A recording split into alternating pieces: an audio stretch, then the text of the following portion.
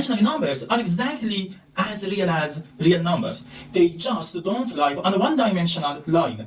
They live on a plane. The main problem comes from the bad naming of imaginary, which unconsciously creates the impression that these numbers exist on our mind and have no place in serious mathematics. Let's consider the function x2 plus 1. Its graph is a familiar parabola. If you ask how many roots, we usually picture the graph in our mind. It has no roots. But a few centuries ago, a theorem took shape that today we know as the Fundamental Theorem of Algebra. Say, every polynomial of degree n has exactly n roots, so not necessarily on the real number line. That's exactly the point here. The Fundamental Theorem of Algebra doesn't say our real numbers. It says in a more complete world of numbers. So x2 plus 1 must have two roots. The question is, where do these roots lie? When we say number, we usually unconsciously imagine a one-dimensional axis. The naturals, zero, rationals, irrationals, square root of 5, pi, all on a line. But this line has no depth. If a root cannot be found on this line, we have two options. Either declare the equation meaningless or expand the world of numbers.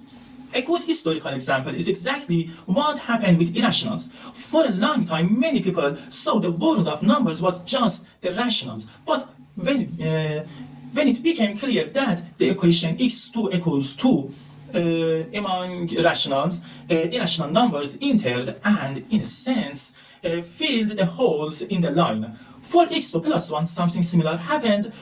The key idea is this: instead of a single axis, consider a coordinate plane. The horizontal axis is the axis of real number, and we add a new axis perpendicular to it. On this new axis, instead of ordinary number, multiples of a square root of minus 1. In this world, the equation x2 plus 1 equals 0 is completely meaningful and even solves. We just define I equals a square root of minus 1 and x equals plus minus I.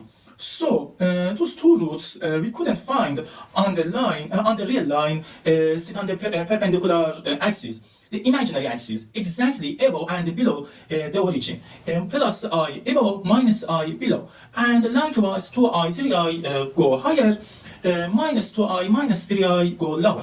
The beautiful result is this: imaginary numbers are not made up numbers.